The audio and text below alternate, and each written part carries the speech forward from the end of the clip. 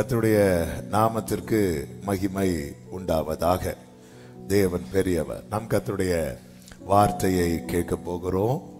கர்த்தர் நம்மோடு கூட பேசுவாராக. இந்த ஆகஸ்ட் மாதத்துக்கும் கர்த்தர் ஒரு அருமையான ஒரு புதிய பாடலை தந்திருக்கிறார். எப்பத்தா என்கிற பாடல். நம்ம சேர்ந்து அதுல ஒரு சில சரணங்கள் கரங்களை தட்டி பாடி அதன் பிறகு நம்ம கர்த்தருடைய வார்த்தையை கேட்க போகிறோம். ஆமென். Thank you Jesus. எல்லாரும் கரங்களை தட்டுவோமா?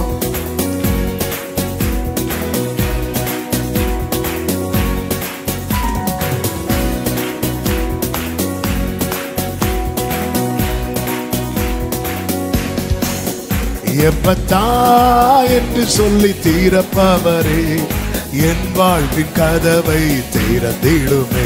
எப்பத்தா என்று சொல்லி தீரப்பவரே, என் வாழ்வின் கதவை. மறுபடியும் சொல்லுங்க. எப்பத்தா. நல்ல கைகளை தட்டி பாடுவோம்.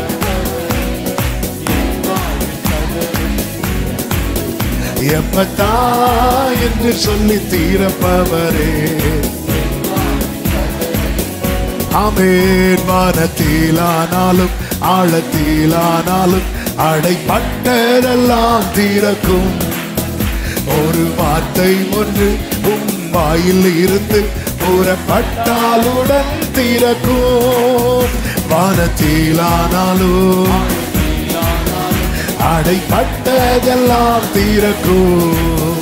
ஒரு வார்த்தை ஒன்று. நல்ல கைகளை தட்டி. எப்பத்தா என்று சொல்லி தீரப்பவரே, என் வாழ்வின் கதவை திறந்திடுமே.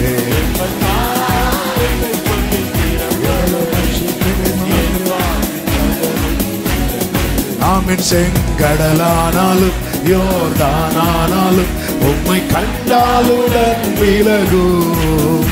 எரிகோவானாலும் பர்வதமானாலும் முன்னே தகர்ந்து விழும். செங்கடலானாலும் உம்மை கண்டாலுடன் எரிகோவானாலும் பர்வதமானாலும் முன்னே தகர்ந்து. ஆமென். எப்பத்தா என்று சொல்லி தீரப்பவரே, என் வாழ்வின் கதவை திறந்திடுமே. ஆமென். ஓ குருடான கண்கள், அடைப்பட்ட செவிகள் நீர் தொட்டாலுடன் திறக்கும். உமையான வாய்கள், மந்தமுள்ள நாவுகள் நீர் சொன்னாலுமை துதிக்கும். குருடான கண்கள், ஆமென். ஓரலமா சேகரே மம்ரோதனரா. ஆமென். எப்பத்தா. Glory. ஆமென். எப்பத்தா.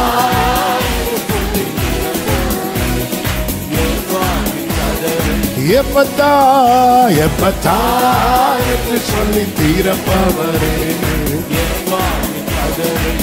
ஹல்லேலூயா. எப்பத்தா என்று சொல்லி தீரப்பவரே, ஹல்லேலூயா. தாழ்த்துகிறோம் ஆண்டவரே. தொடர்ந்து எங்க கூட பேசுங்கப்பா.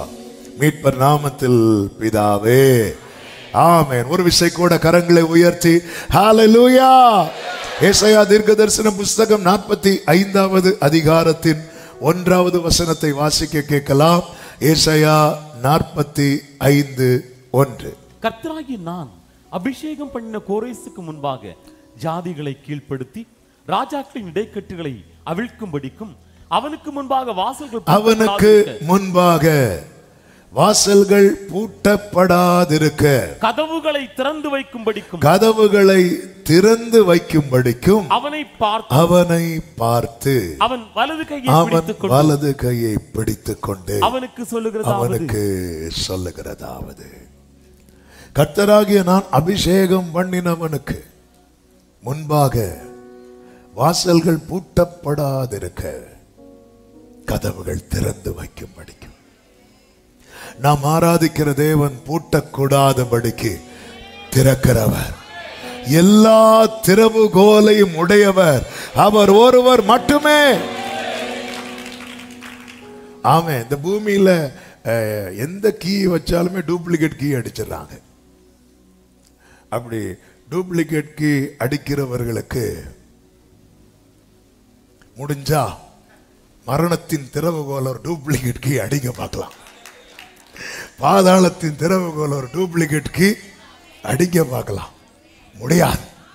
அதனால நம்ம ஏதோ எதுக்கு இதை சொல்றேன்னா, பெரிய ஞானி மாதிரி மனுஷன் செய்யற காரியத்தை பரலோகத்தில் வீட்டில் இருக்கிறவர் பார்த்து என்ன செய்வார் தெரியுமா? நகைப்பார். மனுஷன் ஏதாவது ஒரு காரியத்தை கண்டுபிடிச்சிட்டான்னா மேட் பை அப்படி போட்டுருவாங்க. எதுக்குன்னா வேற யாரும் அதை உரிமை கொண்டாட கூடாது அப்படின்னு. அதனாலதான் எந்த ப்ராடக்ட் எடுத்து பாருங்க, அதுல இருக்கும் made in China, made in Japan, made in உங்க வீடு, அப்படி இருக்கும் எல்லாருக்கும். ஆண்டவர் சூரியனை படைத்து அதுல அவர் சிக்னேச்சர் போடல. ஏன்னா முடிஞ்சா இன்னொன்னு படைச்சுக்கோ. ஹல்லேலூயா. அதனாலதான் மனுஷன் அதான் தன் எண்ணத்தில் ஞானியா இருக்கிற எவனையுமே கர்த்தர் என்ன பண்ண மாட்டார் தெரியுமா? மதிக்கவே மாட்டார் என்று பைபிள்ல சொல்லப்பட்டிருக்கிறது. நாம் ஆராதிக்கிற தேவன் தம்மை தாழ்த்தி நம்ம கிட்ட பழகிறதுனால அவர் சிறியவர் அல்ல. இந்த சிறியவனை அவர் நோக்கி பார்க்க அவர் தம்மை தாழ்த்துகிறார். நான் ஆராதிக்கிற தேவன் பெரியவர், பெரியவர். ஆமென் சொல்லுங்க பார்க்கலாம். ஹல்லேலூயா. அவர் சொல்லுகிறார், கோரேசை பார்த்து சொல்லுகிறார். அருமையான வசனம். 44 ஏசாயா 44 கடைசியில சொல்லப்பட்டிருக்கிறது கோரேசை குறித்து. 45:1 சொல்லப்பட்டிருக்கிறது கோரேசை பார்த்து. என்னை பார்த்து கர்த்தர் ஒன்றை சொல்லுகிறார் என்றால் என்னை குறித்து ஏற்கனவே அதை சொல்லி இருக்கிறார். ரொம்ப ஆச்சரியமான காரியம் என்னவென்றால், இந்த தீர்க்க தரிசன வார்த்தை ஏசாயாவை கொண்டு, அதுவும் பேரை வச்சு, பேரோட. இதுதான் ஆண்டவருடைய பியூட்டி. நான் ஒருத்தனை வர பண்ணுவேன்னு மொத்தமா முடிச்சிருக்கலாம். இல்ல, கோரேஸ் பிறப்பதற்கு ஏறக்குறைய 150 ஆண்டுகளுக்கு முன்னதாக உரைக்கப்பட்ட தீர்க்க தரிசன வார்த்தை. யார் இதை சொன்னார் தெரியுமா? நான் நினைத்திருக்கிற படியே நடக்கும், நான் நிர்ணயித்த படியே நிலை நிற்கும் என்று ஆணையிட்டு சொன்னவர். ஆமே. இந்த வார்த்தையை கேட்கும் போதே ஒரு தேவ பிள்ளை எப்பொழுதுமே பைபிள் படிக்கும் போதானாலும் சரி, ஒரு செய்தி கேட்கும் போதானாலும் சரி, எந்த மனநிலையில் இருக்கணும்னா, எனக்கு தான் பேசிட்டு இருக்கிறார், என்னை பத்தி தான் பேசிட்டு இருக்கிறார். இந்த மனநிலையில கேட்கிறவங்க வசனத்தோடு ஒட்டிக்கொள்வார்கள் ஈஸியாக. ஆமே. அல்லேலூயா. ஒருத்தங்க காமனா ஒரு செய்தி சொல்லிட்டு இருக்கும் போது நம்ம காதுல விழாது. அதே இது நம்மளை மென்ஷன் பண்ணி சொல்லிட்டே இருக்கிறாங்கன்னு வைங்களேன், என்னை பத்தி தான் சொல்றாங்க, யாரோ போட்டு கொடுத்துட்டாங்க. இப்படிதான் ஒரு நாள் ஒரு ஞாயிற்றுக்கிழமை செய்தி முடிச்சு கொஞ்ச நேரம் ஆகல, ஒருத்தர் ஃபோன் பண்றாரு, pastor praise lord, praise lord. என் மனைவி ஏதாவது 2 நாளைக்கு முன்னாடி ஃபோன் பண்ணாளான். இல்ல என்ன, இல்ல இல்ல ஒன்றும் இல்லை, செய்தி கேட்டேன், ஆண்டவர் பேசினாரா என் மனைவி பேசினாலான்னு தெரியல, அதனால தான் ஒரு டவுட்ல உங்களுக்கு ஃபோன் பண்ணேன். அவர் வச்சு 15 நிமிஷம் கழிச்சு அவருடைய ஒய்ஃப் ஃபோன் பண்ணாங்க, பாஸ்டர் பிரைஸ் லார்ட், என் புருஷன் ஏதாவது ஃபோன் பண்ணாரான். இது என்ன பெரிய தொந்தரவு போச்சு. ஆமென். ஹல்லேலூயா. அப்போ நம்மளை டச் பண்ற மாதிரி வரும்போது நம்ம கவனம் வந்து அதுல போகுது பாத்தீங்களா? கவனம் போயிட்டு ஆமேன்னு சொல்றதுக்கு பதிலா அவங்களுக்கு கன்ஃபார்ம் ஆமேன்னு சொல்றதுக்கு முன்னாடி எனக்கு ஒண்ணு தெரிஞ்சாகணும், இது ஆண்டவர் பேசினதா இல்ல அவ பேசினதா, எனக்கு இது தெரிஞ்சாகணும். தெரிஞ்சதுக்கு அப்புறம் ஆமேன். ஆமென். ஹல்லேலூயா. ஆமென். வேத வாக்கியங்கள் எல்லாம் தேவ ஆவியால் உண்டாய், தேவ ஆவியால். ஆவினானே என்ன தெரியுமா? ஜீவன். அப்ப நான் இன்னைக்கு எடுத்து படிச்சா கூட இதில் உள்ள வார்த்தை என்னை உயிர்ப்பித்துக் கொண்டே இருக்கும். ஆமென். கோரேஸ் என்கிற பெர்ஷியா ராஜா பிறந்து அவன் ராஜாவாகிறதுக்கு 150 ஆண்டுகளுக்கு முன்பதாக கர்த்தர் பெயரோட சொல்றார். ஓ ஜீசஸ், ஹல்லேலூயா. பெயர் சொல்லி அழைத்தது உங்க கிருபை, பெரியவனாக்கியதும். அப்படி என்றால் இந்த கால வேளையில ஆமே, இந்த சத்தத்தை சமீபத்திலும் தூரத்திலும் இருந்து கேட்கிற அன்பு சகோதரா சகோதரி, உன்னை அழைத்தது கர்த்தரானால், உன்மேல் அபிஷேகம் வைக்கப்பட்டது கர்த்தரானால், உன்னை குறித்து கர்த்தர் ஏற்கனவே ஏற்கனவே ஏற்கனவே சொல்லி இருக்கிறார். நம்மை எப்படி அறிந்திருக்கிறார் தெரியுமா? பெயர் சொல்லி அழைத்து அறிந்திருக்கிறார். இஸ்மவேல் ஆகாரின் வயிற்றில் இருக்கும் போது, அது ஆம்பளை பிள்ளையா பொம்பளை பிள்ளையான்லாம் தெரியாது.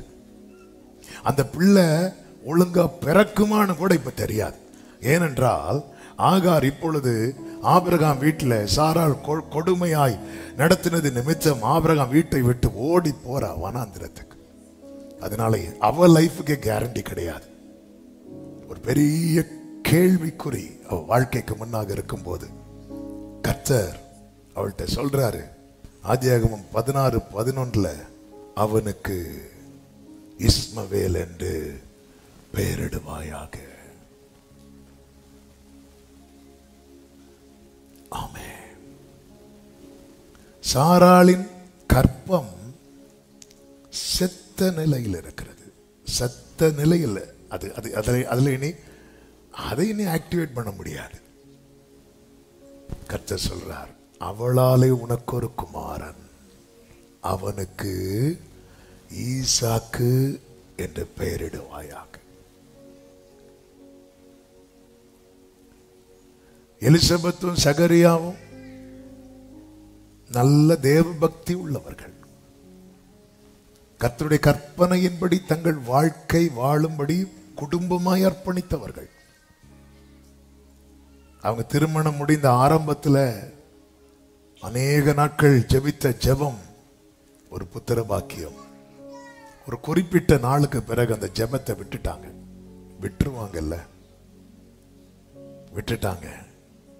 இப்பொழுது கர்த்தர் தம்முடைய தூதனை அனுப்புகிறார். வயதான காலத்தில், ஆமே, நீ பயப்படாதே, உன் வேண்டுதல் கேட்கப்பட்டது. எலிசபெத் ஒரு குமாரனை பெறுவாள், அவனுக்கு யோவான் ஸ்நானன் என்று பெயரிடுவாயாக. வேதம் சொல்லுகிறது, பிரசங்கி 6வது அதிகாரம் அதனுடைய 10வது வசனத்தில், இருக்கிறவன் எவனும் தோன்றும் முன்னமே பெயரிடப்பட்டிருக்கிறான். இருக்கிறவன் எவனும் தோன்றும் முன்னமே. இந்த நாளிலே ஏன் இந்த வார்த்தைகளை எடுத்து சொல்லுகிறேன் தெரியுமா? நீங்கள் தற்செயலாய் வந்தவர்கள் அல்ல, கால் தடுக்கி விழுந்து இங்கு வந்தவர்கள் அல்ல. நீங்கள் தோன்றும் முன்னமே, பிறக்கும் முன்னமே என் பெயரை அறிந்தீரே, அழகாக வரைந்தீரே, பிறக்கும் முன்னமே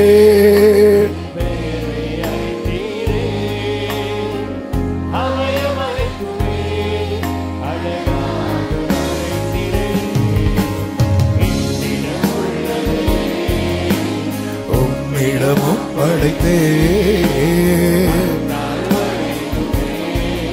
அதை காத்திட வல்லவரே.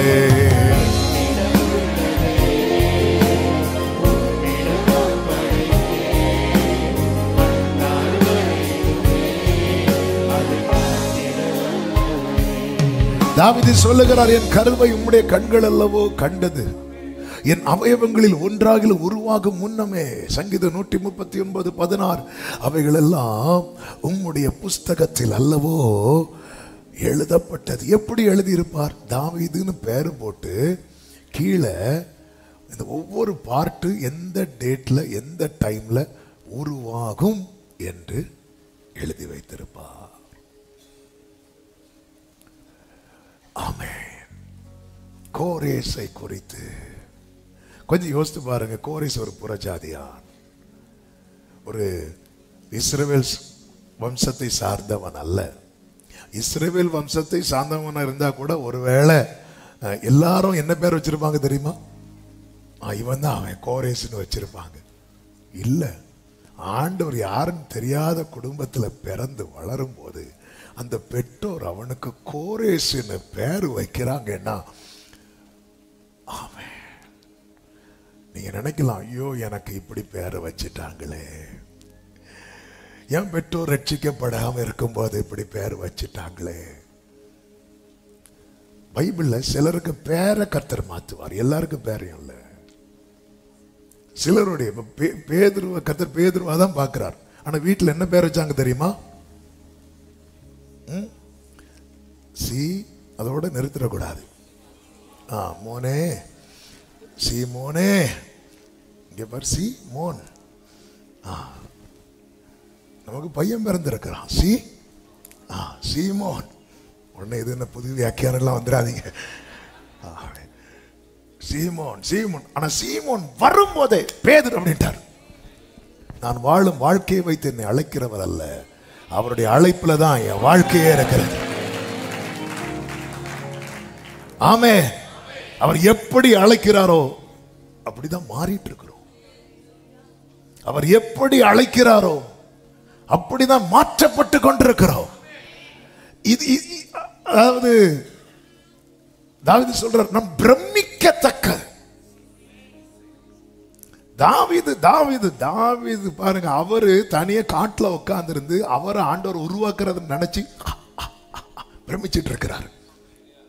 நம்ம ஏதாவது எக்ஸிபிஷனை பார்த்து பாரு, நம்ம பிரமிக்கிறதெல்லாம். தாவீது பிரமிக்கிறது, ஆண்டவரே இது உருவாறது எப்படி ஆண்டவரே? ஆண்டவர் இது ரொம்ப என்ஜாய் பண்ணி என் இருதயத்துக்கு ரொம்ப ஏற்றவன் அப்படிங்கிறார். ஆமே. நான் பிரமிக்கத்தக்க அதிசயமா, ஆண்டவர் எனக்கு புரியவே மாட்டேங்குதப்பா, எனக்கு புரியவே மாட்டேங்குது, இது எப்படி ஆண்டவரே? தாவீது பிறக்கிறதுக்கு முன்னாடியே ஆண்டவர் சொல்லிட்டார், இவனை தள்ளி சவுலை தள்ளி நான் இன்னொருத்தனை ஏற்படுத்துவேன். ஆமென். ஹல்லேலூயா. அந்த இன்சிடென்ட்டை வைத்து ஒரு சகோதரன் ஒரு பாட்டே பாடி இருக்கிறார். எலும்புகள் உருவாகல, நரம்புகள் உருவாகல, தசைகள் தரிசனம் உருவானதே, தாய் கருவிலே தரிசனம் எப்படி பாவுமக்கு நன்றி சொல்லுவேன், சொல்ல வார்த்தையே இல்லை, வேறு ஆசையே இல்லை. எப்படிப்பா? கரங்களை தட்டி பாடுவோமா?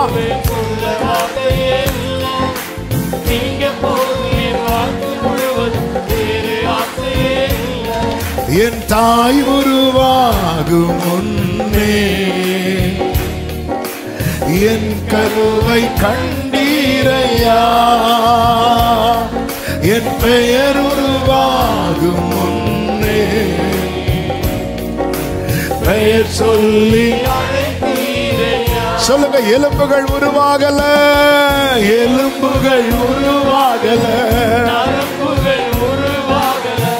தசைகள் உருவாகல, தரிசனம் உருவானதே, தாய் கருவிலே எலும்புகள் உருவாகல.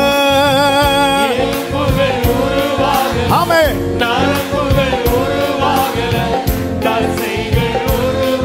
Glory.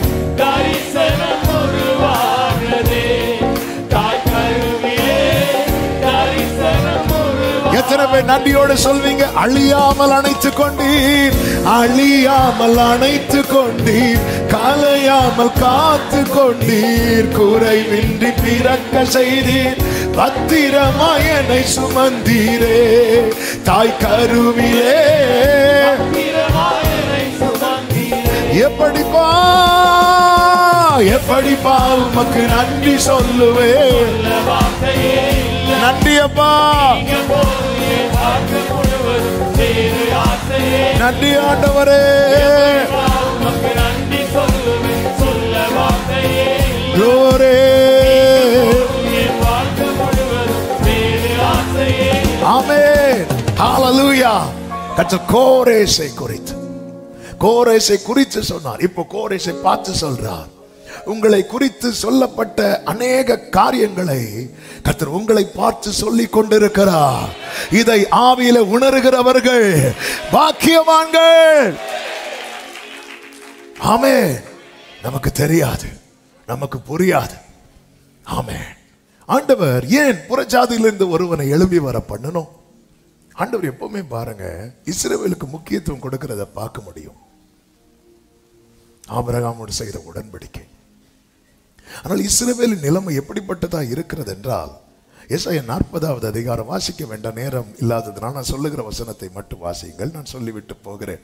ஏசாயா 40:21 ஜனங்கள் எப்படிப்பட்ட நிலையில் இருக்கிறாங்க அப்படின்னா, அறியாமலும் உணராமலும் இருந்தார்கள். 1வது அதிகாரத்தில் இருந்து கர்த்தர் அதை தான் சொல்லி வருகிறார். நீங்க அறியாம இருக்கிறீங்க, உணராம இருக்கிறீங்க, அறியாமலும் உணராமலும் இருக்கிறார்கள். கர்த்தர் நீங்க கவனிச்சீங்கன்னா தெரியும், ஆண்டவர் ஆரம்பத்திலேயே மனிதனை படைத்தது அவருக்கென்று மனிதனை உண்டாக்குகிறார், அவருடைய ராஜ்யத்தை இந்த பூமியிலே ஸ்தாபிக்க.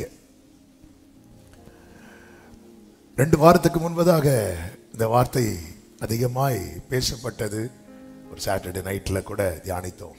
உலக தோற்றத்துக்கு முன்னே நம்மளை தெரிந்தெடுத்து அவருடைய ட்ரீம், அவருடைய ட்ரீம். ஆனா மனிதன் பிசாசன் என்ன பண்ண தெரியுமா? பாவத்தை உள்ள விதைச்சிட்டான். இப்ப அடுத்த ஆண்டவர் என்ன செய்கிறார் தெரியுமா? ஆதாமுக்கு அடுத்த ஒரு சந்ததி பிறக்க அதில் ஆண்டவர் செப்பரேட் பண்றார்.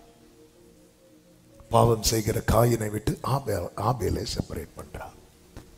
அப்ப கேட்கலாம், ஆபேல் இந்த பூமியில நீடித்து வாழவில்லை. இந்த பூமியில நீடித்து வாழவில்லை உண்மைதான். ஆனால் ஆபேலுக்கு ஒரு மறுபக்கம் உண்டு, காயினுக்கு மறுபக்கம் கிடையாது. ஆபேலுக்கு என்ன மறுபக்கம்? அவன் மரித்தும் இன்னும் பேசி கொண்டு இருக்கிறான். பிரித்தெடுக்கப்பட்ட தேவ பிள்ளை இந்த பூமிக்குரிய எல்லா நன்மைகளை அனுபவித்தார்களா என்று கேட்டால் இல்லை என்று வரலாம். ஆனால் அவர்கள் வாழ்க்கை தோல்வியில் முடியாது. அவர்கள் நித்தியத்திலே அவரோடு கூட. ஆமென் சொல்லுங்க பார்க்கலாம். இந்த மறுபக்கம் காயினுக்கு கிடையாது. காயின் இந்த பூமியில எல்லா நன்மையும் அனுபவித்தான். ஆமென். ஆபேலும் காயினை கம்பேர் பண்ணும்போது உலக பார்வையில காயின் தானே ஆசீர்வதிக்கப்பட்டவன். ஆனால் விசுவாச வீரர்கள் எழுதும் போது காயின் அவுட். அவன் மரித்தும் இன்னும் பேசிக் கொண்டிருக்கிறான். ஆமென். ஆண்டவராக இயேசு கிறிஸ்து அண்டை வருகிறவர்களுக்கு மட்டும் கிடைக்கிற நம்பிக்கை என்ன தெரியுமா? இங்க கண்ணை மூடினாலும் நாங்க அங்கே அவரோடு கூட இருப்போம்.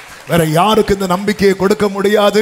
நித்திய ஜீவனை அளிப்பேன் என்று வாக்கு தந்தவர் ஆண்டவராகிய இயேசு கிறிஸ்து ஒருவரே.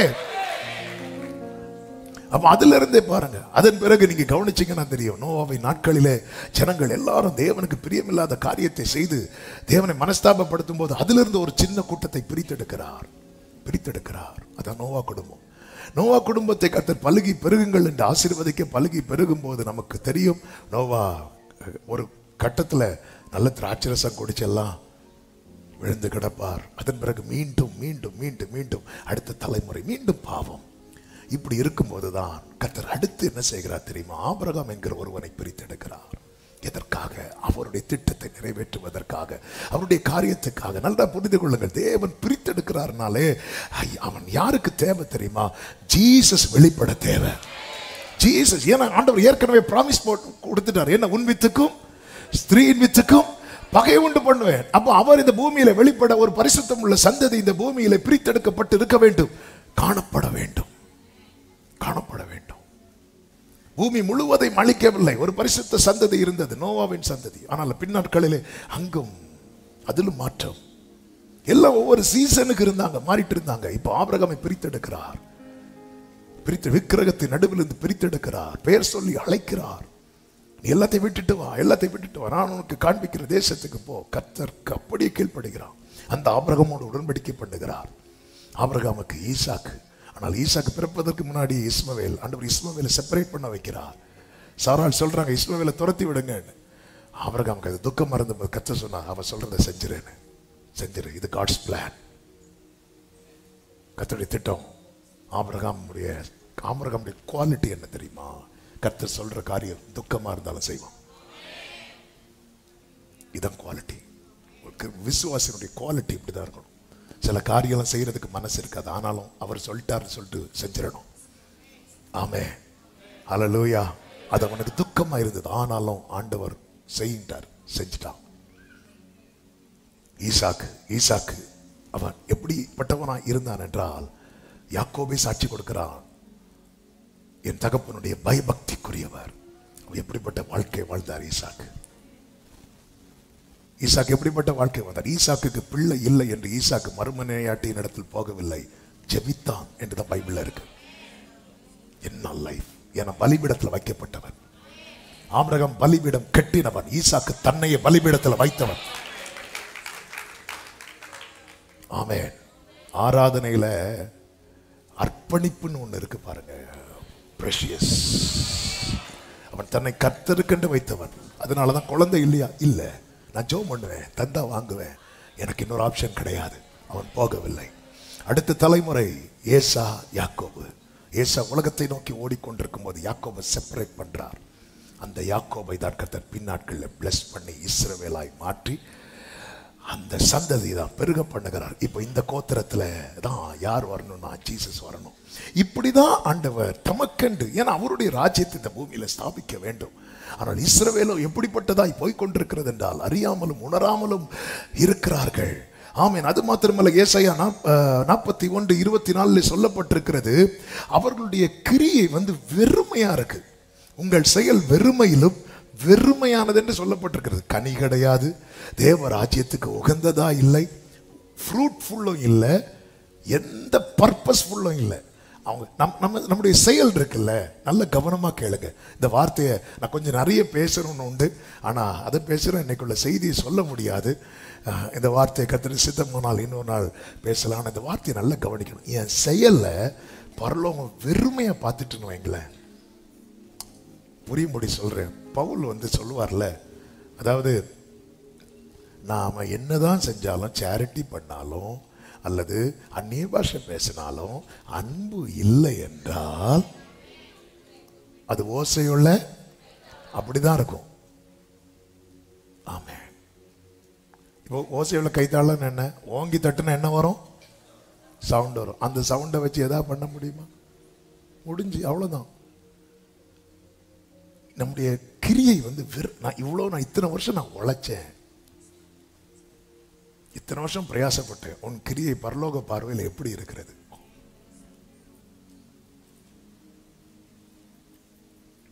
அவனவனுக்கு நான் அளிக்கும் பலன். அப்போ என் கிரியைக்கு கர்த்தர் பலன் தரணும்னா என் கிரியையை பரலோகம் அக்செப்ட் பண்ணணும். சூப்பர். ஆமே. இப்போ ஃபார் எக்ஸாம்பிள், நம்ம ஒரு வீடு கட்டுறோம், பக்கத்தில் இன்னொருத்தருக்கு வீடு கட்டுறாங்க, வீக்கெண்டில் சம்பளம் கொடுக்குறோம். இங்கேயும் கொஞ்சம் பேர் வேலை பார்க்குறாங்க, அங்கேயும் கொஞ்சம் பேர் வேலை பார்க்குறாங்க. நம்ம யாருக்கு சம்பளம் கொடுப்போம்? நாங்கள் சம்பளமே கொடுக்க மாட்டோம், நாங்கள் வேலை வாங்கிட்டு விட்டு. நீங்கள் இருக்கிறத பார்த்தா அப்படிதான் இருக்கு. நம்ம யாருக்கு கொடுப்போம்? நல்ல கவனிங்க. நம்முடைய வாழ்க்கையில் தேவராஜ்யத்துக்குன்னு நாம் பட்ட பிரயாசம் என்ன? நம்ம என்ன செய்யறோம்? செய்ய வேண்டியவங்க செய்யாம எதையோ செய்து கொண்டிருக்கும் போதுதான் கர்த்தர் வெளியே இந்த ஒருத்தனை உள்ள கொண்டு வரார். இப்படி ஒரு நிலம் வந்துடவே கூடாது நம்ம லைஃப்ல. அதாவது நல்ல இந்த வார்த்தையை நீங்க ஏசாயா 40 வீட்டில் போய் படிங்க. ஒரு பக்கம் திட்டுறாரு, இன்னொரு பக்கம் ஆனாலும் யாக்கோவே, இஸ்ரவேலே, நான் அவனை சிருஷ்டித்திருக்கிறேன். இன்னொரு பக்கம் பாசத்தை காட்டுறாரு, காட்டி காட்டி காட்டி காட்டி. ஆனாலும் அது சேரல. ஆனாலும் யாக்கோபு என்னை நோக்கி கூப்பிடவில்லை. இஸ்ரவேல் என்னை குறித்து மனஞ்சலித்து போனான். ஆண்டவர் அவருடைய கோபம் ஒரு நிமிஷம், அவர் கோபத்துல ஒண்ணு இல்லாமலே ஆக்கியிருக்கலாம், ஆனா அவருடைய பாசம் இருக்குல்ல, அவர் திரும்ப திரும்ப பேசுறார். இப்போது என் தாசனாகிய யாக்கோபே, நான் தெரிந்து கொண்ட.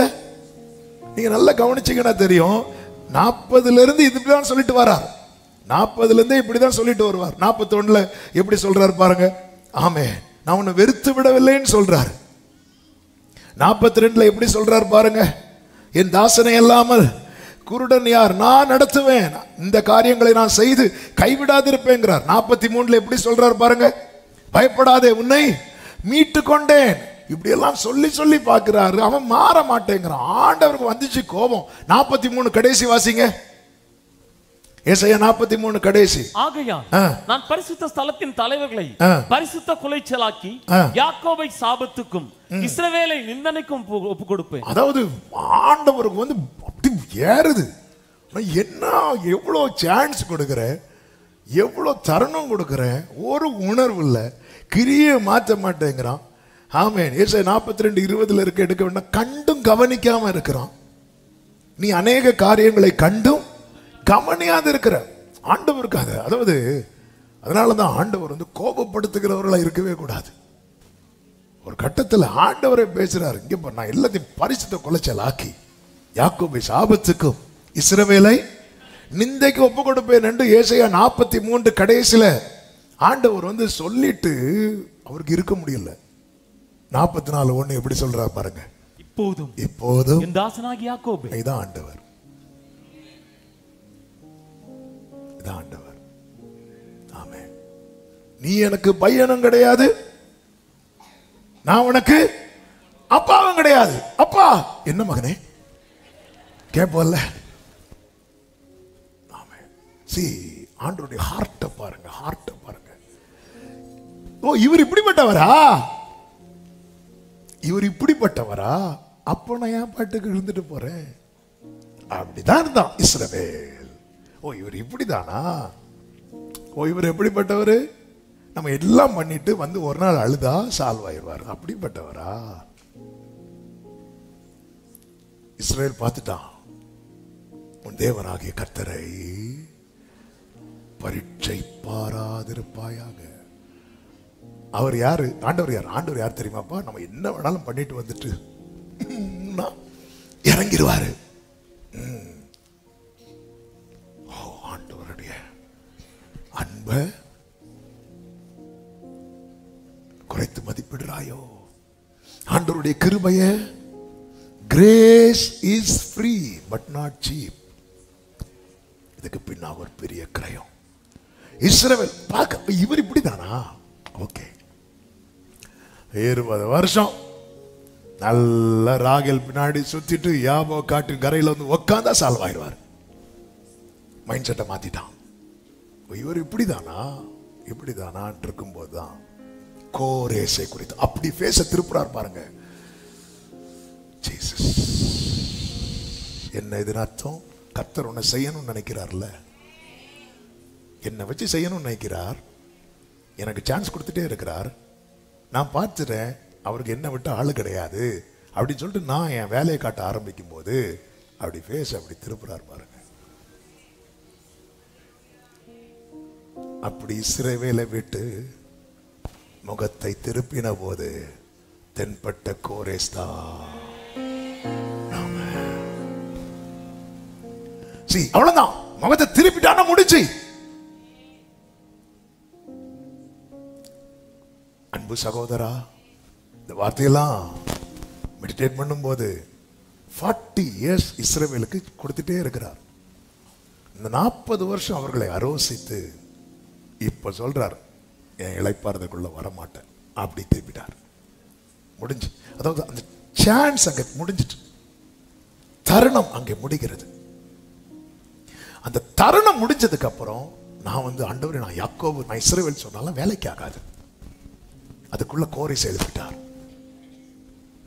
அவர் தமக்கு சொந்தமானதிலே வந்தார், சொந்தமானவர்களோ அவரை ஏற்றுக்கொள்ளவில்லை.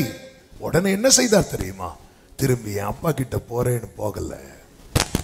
அவருடைய நாமத்தின் மேல் விசுவாசம் உள்ளவர்களாய் அவரை ஏற்றுக்கொண்டவர்கள் எத்தனை பேர்களோ அத்தனை பேர்களும் அவருக்கு பிள்ளைகளாகும்படிக்கு. இதுவரை இஸ்ரவேலை நீ மட்டும்தான பிள்ளைன்னு இருந்த. நீ என்ன நினைச்சிட்ட? என்ன விட்டா எனக்கு அவருக்கு ஆளு கிடையாது, என்ன விட்டு ஆளு கிடையாதுன்னு நினைச்சிட்டு இருந்தேன். அதிகாரத்தை நான் கொடுக்கிறேன் பாரு. இயேசு இந்த பூமியில வந்து எனக்கு ஒரு அதிகாரத்தை கொடுத்தார். ரட்சிக்கப்பட்ட சபையே, உனக்கு ஒரு அதிகாரத்தை கொடுத்திருக்கிறார்.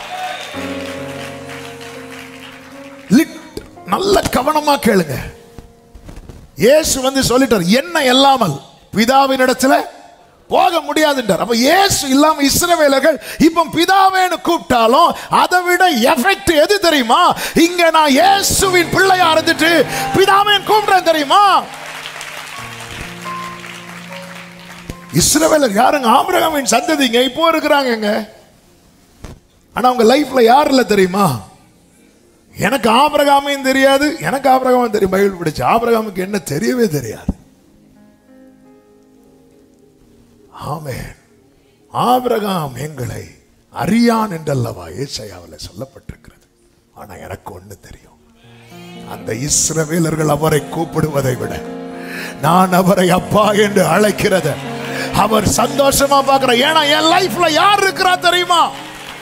இஸ்ரவேலர்கள் சொல்லுவாங்க, எங்களுக்கு ஆபிரகாம் பிதாவா இருக்கிறான், எங்களுக்கு அந்த உடன்படிக்கை இருக்கு, இந்த உடன்படிக்கை. நான் சொல்லுவேன், ஜீசஸ் வித் மீ.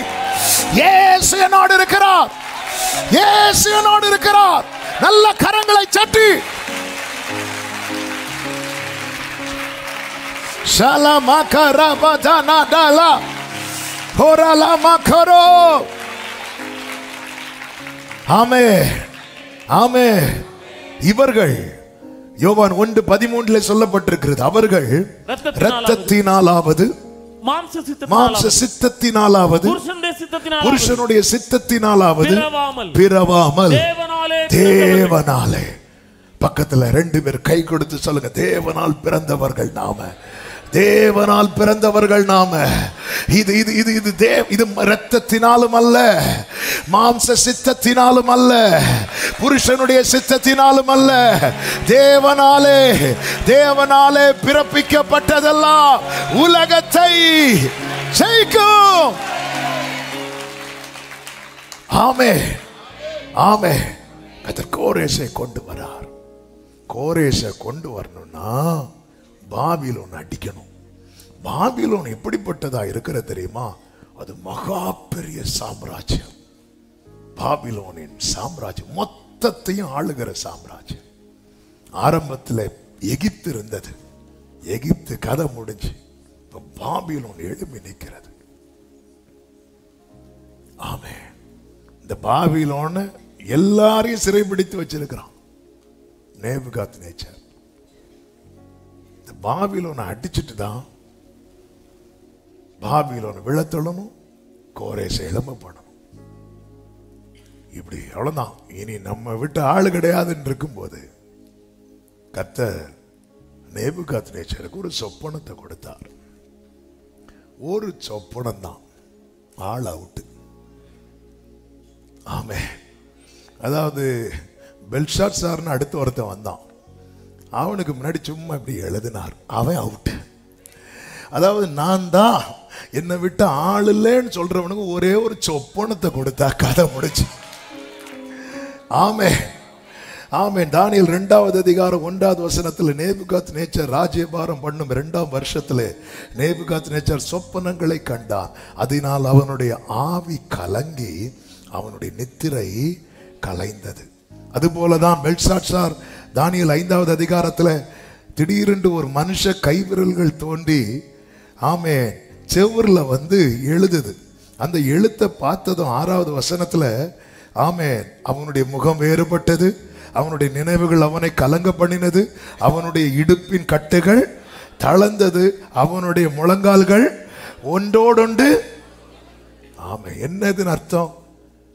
எங்களை தவிர வேற யாரலன்னு யார் எந்த ஸ்தானத்தில் இருந்தாலும் அவர்களை நடுங்க வைக்கிறவர் பரலோகத்தில் இருக்கிறார். நல்ல கரங்களை தட்டி ஆமென் சொல்லுங்க பார்க்கலாம். இப்போ நேபுகாத்நேச்சர் வந்து சொல்றான், நான் ஒரு சொப்பனம் பார்த்தேன், அந்த சொப்பனத்தை சொல்லி அர்த்தத்தை சொல்லணும். உடனே ஞானிகள் சாஸ்திரிகள்லாம் வராங்க. ராஜாவை நீங்க சொப்பனம் என்னன்னு சொன்னீங்கன்னா நாங்க அர்த்தம் சொல்லுவோம். எதுக்கு? நீ உன் இஷ்டத்துக்கு ஏதாவது சொல்லுவ? இல்ல, நீ உண்மையிலே ஞானினா நீயே சொப்பனத்தையும் சொல்லணும், எப்படி இருந்திருக்காங்க பாருங்க. ஆமென். இப்போ நான் போன வாரம் என்ன செய்தி கேட்டாலும் சொல்ல மாட்டேங்க. இப்போ நான் இங்கே வந்துட்டு இன்னைக்கு நான் என்ன செய்தி எடுக்க போறேன், என்ன பாயிண்ட் சொல்லுங்க, சொன்னாதான் உங்களுக்கு கம்யூனியன். இப்படி சொன்னா நாங்கள் வீட்டிலேயே குடிச்சிரோம் சொல்லிட்டு போயிருவீங்களே.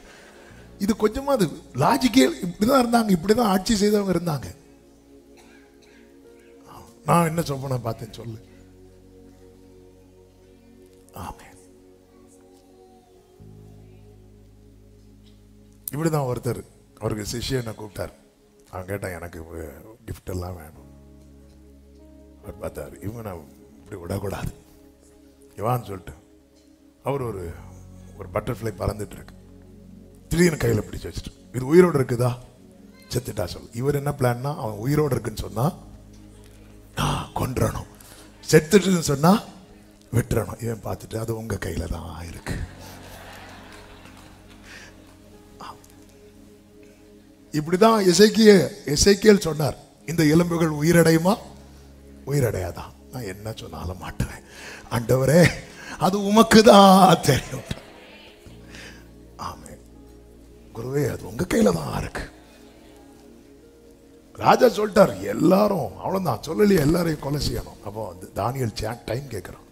ஆண்டு சமூகத்தில் போய் ஜெபிக்கும் போது கர்த்தரை வெளிப்படுத்துகிறார். அவன் கண்டு சொப்பனம் ஒரு உயரமான சிலை. நான் அந்த சொப்பனத்தை விளக்க போகல. அப்பொழுது கைகளால் பெயர்க்கப்படாத ஒரு கல் எங்கிருந்து வந்ததுன்னு தெரியல. அந்த கல் வந்து அதை இல்லாமக்கிட்டு. பிரியமான கர்த்தருடைய பிள்ளைகளே, உங்க மேல ஒரு அழைப்பு இருக்கு, உங்க மேல ஒரு அபிஷேகம் இருக்கு. ஆனா அந்த ஸ்தானத்தில் யாராலும் வீழ்த்த முடியாத ஒரு சக்தி இருக்கிறது. இதை குறித்து கலங்காது. கைகளால் பெயர்க்கப்படாத ஒரு கல் வருகிறது. உங்களுக்கு முன்பாக இருக்க பெரிய பர்வதமே, நீ எம்மாத்திரம் செருபாபேலுக்கு முன்பதாக சமபூமியாவாய். நல்ல கைகளை சட்டி, நல்ல கைகளை சட்டி.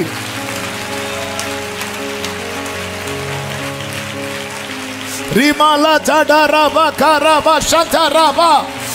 ஓ, உனக்கு முன்பாக வாசல்களை திறந்து வைப்பேன் சொன்னா திறந்து வைப்பார், திறந்து வைப்பார், திறந்து வைப்பார்.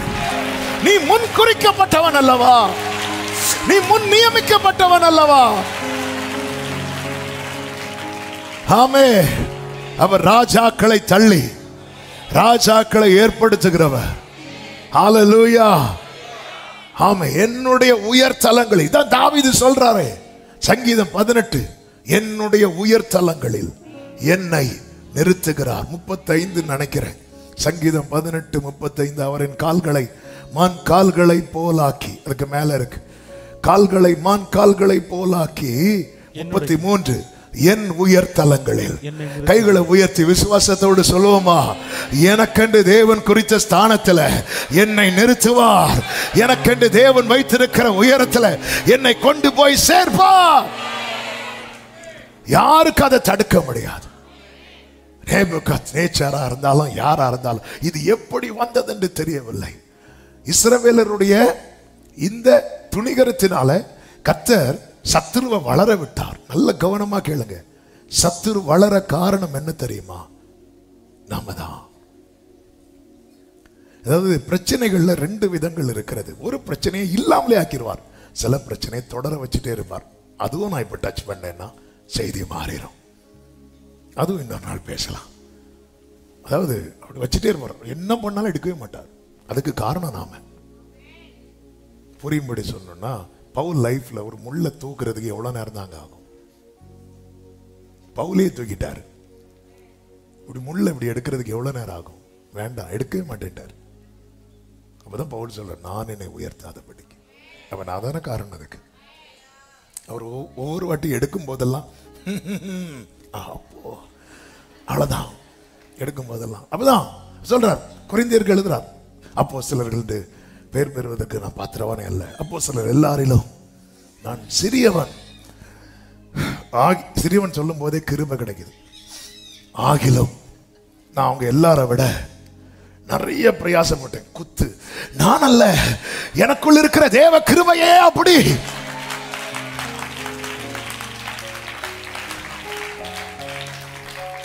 அவர்கிட்ட பழகிறவங்களுக்கு இது புரியும். ஆமே. அப்படி கொஞ்சம் எடுத்து, நான் சிறியவன், நான் தாழ்மையுள்ள ஒரு கர்த்தர் என்ன கொடுக்கிறார்? கிருபை. கிருபை கொடுத்ததும் அவங்க எல்லாரை விட, அதாவது முள்ளை சில முள்ளை எடுக்க மாட்டார், உருவி அப்படியே வச்சிருப்பார். இப்படிதான் இருக்கும், இப்படிதான் இருக்கும், இப்படி இருக்கும். அதனால கொஞ்சம் கேர்ஃபுல். ஆமே. பைபிள் ஒரு வசனம் இருக்குது, போஜன பிரியனா இருந்தா கத்திய வச்சு தொண்டையை வெட்டுன்னு இல்லை, நீ கத்திய வை, அவனே சாப்பிட்டு சாவான். இப்படி கத்திய வச்சா நம்ம விழுங்கும் போது என்ன ஆகும்? நமக்கு கண்ணி நாம தான் வைக்கிறோம். கத்திய தொண்டைய அறுத்து கத்தி அப்படி வச்சிருச்சு ஆடு விழும். நம்ம லைஃப் இப்படிதான். இப்படி அவரை பொறுத்த வரைக்கும், ஆமே, என்ன எப்படி வைக்கணும் அப்படி வைக்கணும். அவரை பொறுத்த வரைக்கும் நாளைக்கு அவர் ஆளும் போது அவர் கூட நான் இருக்கணும். இது அவர் பார்த்துட்டார்.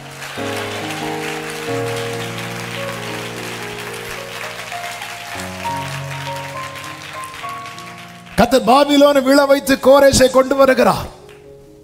பிரியமான கர்த்தருடைய பிள்ளைகளே, இந்த வார்த்தையை சொல்லும் போது நடுக்கத்தோடு ஒரு காரியத்தை சொல்லும்படி விரும்புகிறேன்.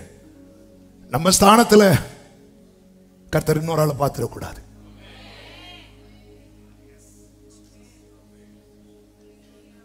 நரகத்தை விட வேதனை அது.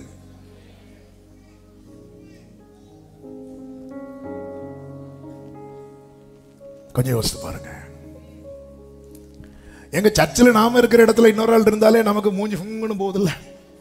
போதா இல்லையா? கரெக்டா இல்லையா?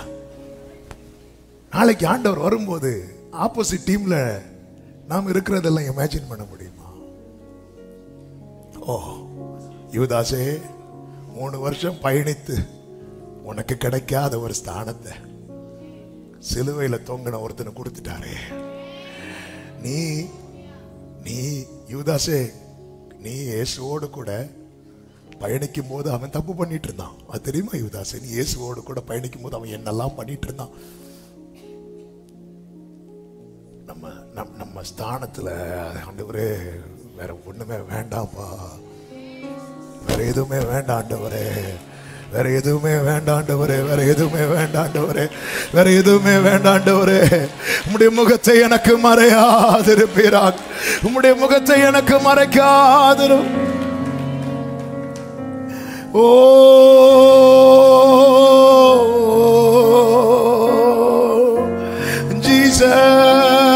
ஜீசஸ், என்னை பாரும், என்னை பாரும், உம் முகத்தை மறைக்காதிரும். கெஞ்சுகிறே கெஞ்சுகிறே, என்னை பாரும், முகத்தை மறைக்காதிரும்.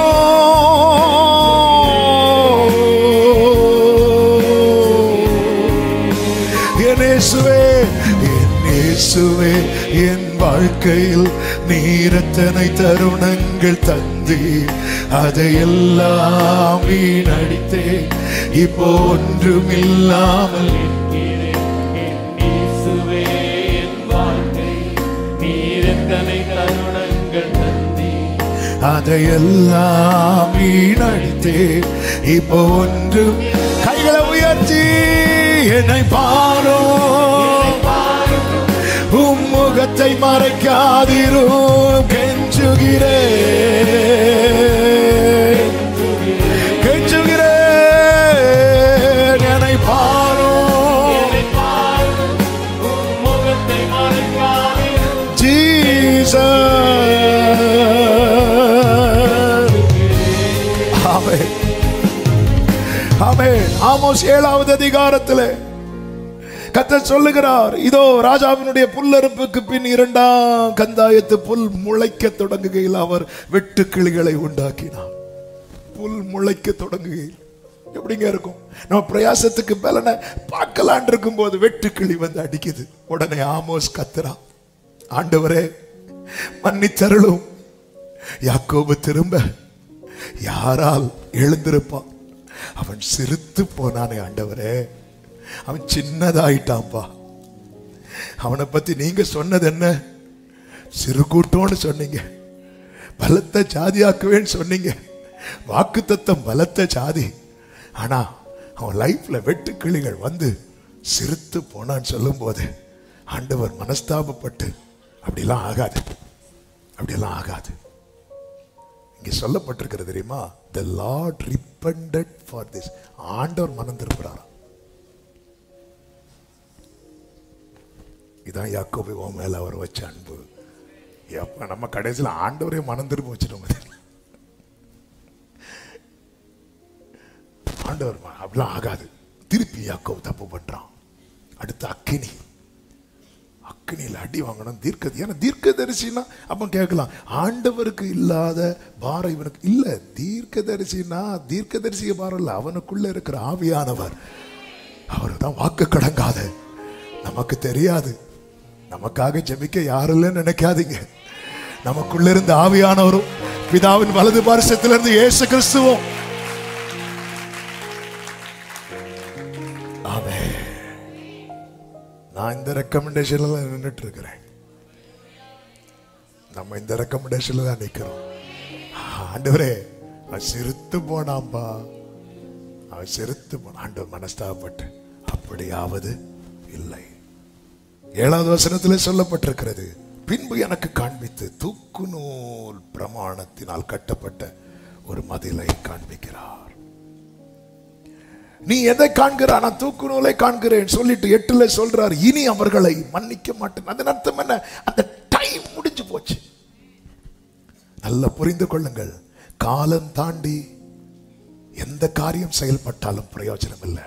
காலம் தாண்டி அழுதவன் ஏசா, நோ யூஸ். காலம் தாண்டி கர்த்தரை தேடினவன் சவுல், நோ யூஸ். காலம் தாண்டி மனஸ்தாபப்பட்டவன் யூதாஸ், நோ யூஸ். ஏசாவும் அழுதான், யாக்கோவும் அழுதான். யாக்கோபு அழ வேண்டிய காலத்தில் அழுதான், ஏசா காலம் தாண்டி அழுதான், நோ யூஸ். இன்னும் சொல்ல வேண்டுமானால் யாக்கோபை விட சத்தமிட்டு அழுதது ஏசா. ஆனா காலம் தாண்டி அழுதான், பிரயோஜனம் இல்லை. சவுலும் தப்பு பண்ணான், தாவீதும் தப்பு பண்ணார். சவுல் பண்ணதை விட தாவீது இன்னும் ஒரு ஸ்டெப் மேலதான் பண்ணான்னு சொல்லலாம். ஆனா தாவீது தேட வேண்டிய இடத்துல தேடிட்டான். அப்பா என்னை தள்ளிடாதீங்க. சவுல் பாருங்க, செய்ய வேண்டியதெல்லாம் செஞ்சு முடிச்சுட்டு கடைசியில கர்த்தரை தேடுறான், தென்படல. உடனே அவன் யார்கிட்ட போறான்? ஏன் தெரியுமா? அந்த காலம் தாண்டி விட்டது. உன்னை ராஜாவா இராதபடி புறக்கணித்தார் சொல்லும் போதே சாமுவேல் வஸ்திரத்தை கிழிக்கிறதுக்கு பதில் சவுல் தன் வஸ்திரத்தை கிழித்து ஆண்டவர் சமூகத்தில் விழுந்திருந்தால் அவர் மனஸ்தாபப்பட்டிருப்பார்.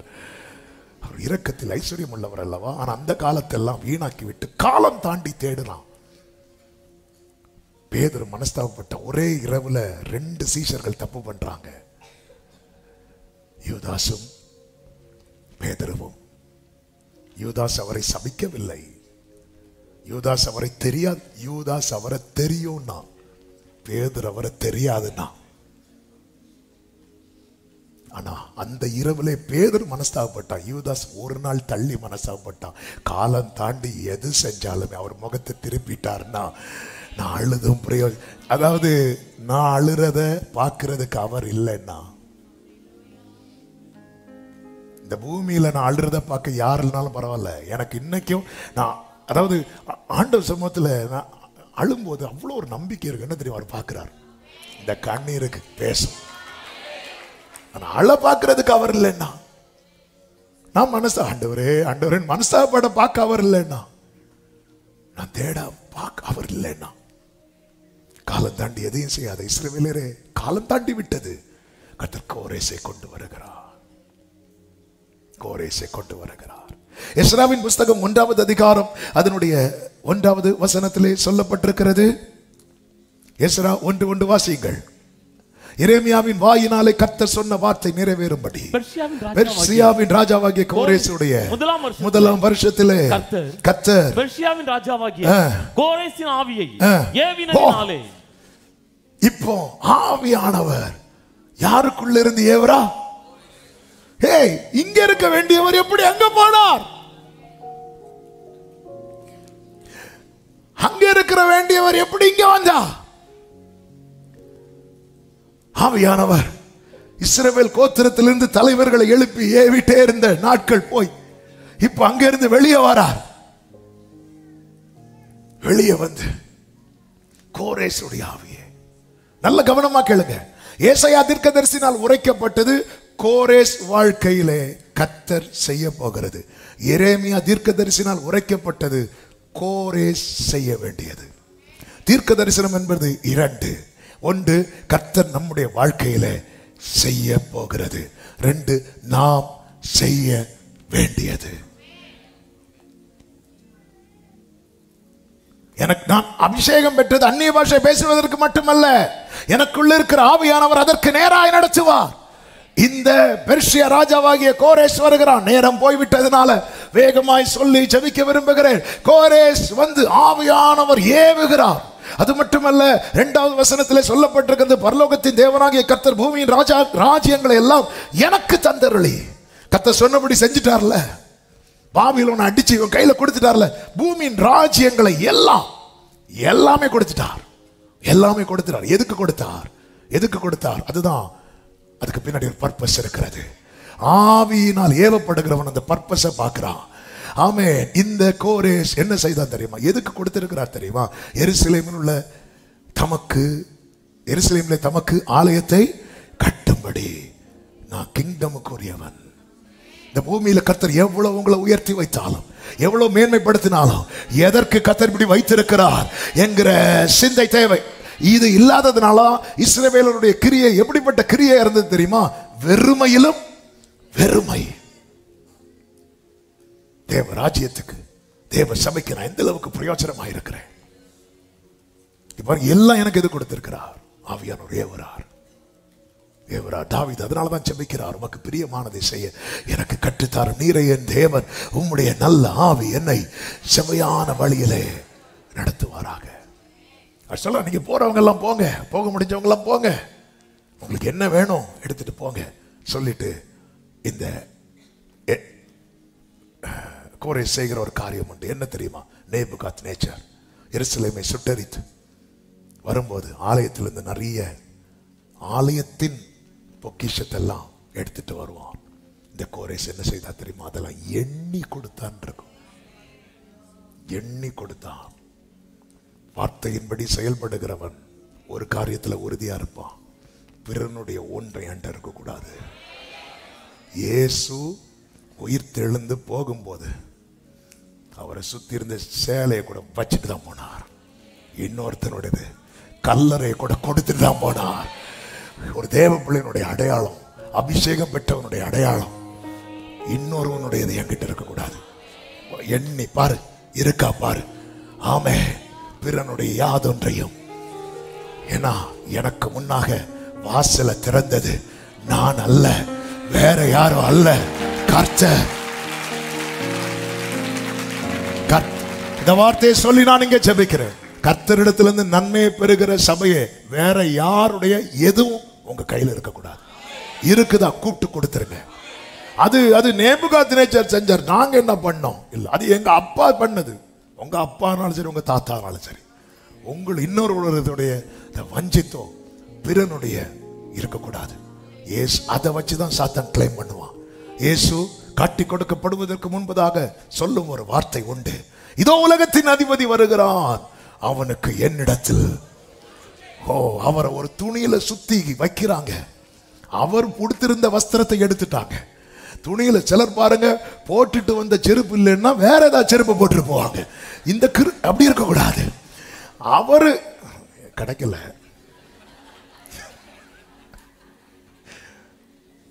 என்ன இந்த எனக்கு நான் போட்டிருந்தேன் என்னது, உடனே அவங்க அது எடுத்துதான் எடுத்தீங்க, நல்ல பிராண்டடா பார்த்து எடுக்க கூடாது, அடுத்த வாரம் பார்ப்போம். அதனால சில கிருபை பெற்றவங்க என்ன பண்ணுவாங்கன்னா, ஒரு செருப்பை இங்கேயும் முடிஞ்சா எடு பார்ப்போம்.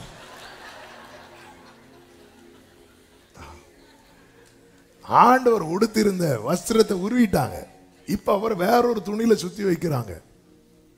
நீங்க அதை பயன்படு. அவர் எழுந்து கல்லறைக்குள்ள யோவானும் பேதுரு வந்து பார்க்கும்போது அந்த துணியெல்லாம் ஒரு இடத்துல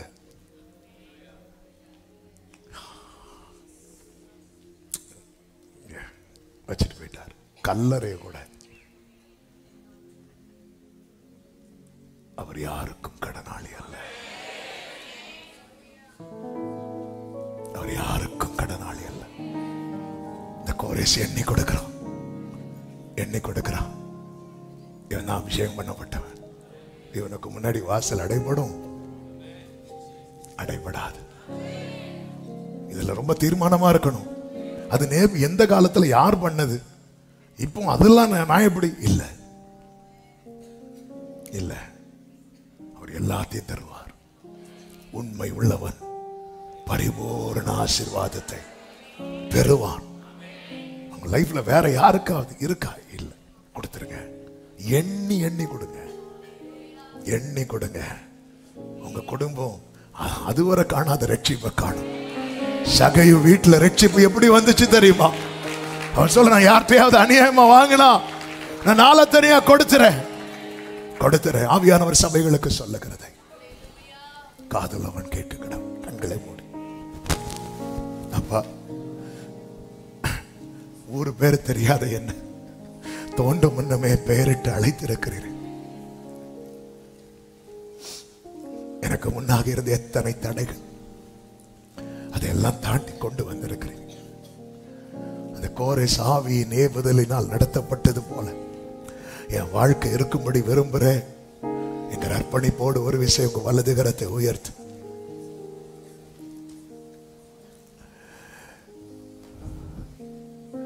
நீங்க விரும்பிடும் பாத்திரமாக என்னை மாற்றிடும், உமக்காய் பயன்படும்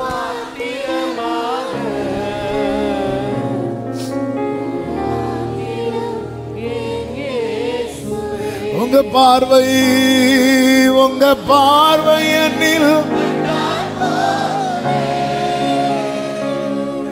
என் வாழ்க்கைதான், உங்க கரம் என்னை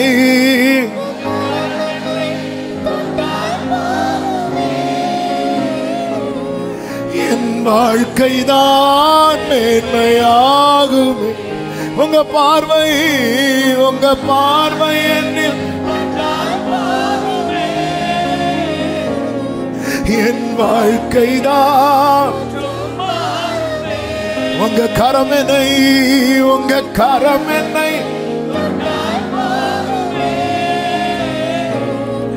என் வாழ்க்கைதான். ஆமென். என் வாழ்க்கை. வலது கரத்தை உயர்த்தி இடது கரத்தை இருதயத்தில் வைத்து, ஸ்தானத்தில் இன்னொரு ஆளை பார்த்துடாதீங்க. என்னால் அதை தாங்க முடியாது, என்னால் அதை தாங்க முடியாது. நீங்க விரும்பிடும் பாத்திரமாய் என்னை மாற்றும், என்னை வனையும். இந்த கோரேச ஏவி உமக்கு பிரியமானது எல்லாம் செய்வித்தது போல என் வாழ்க்கையிலும் அப்படியே நடப்பீராக, செய்விப்பீராக. அர்ப்பணிக்கிறோம். சபை முழுவதையும் அப்படியே ஆட்கொண்டு நடத்தும். இயேசுவின் நாமத்தில் பிதாவே, ஆமென். ஆமென். God bless you.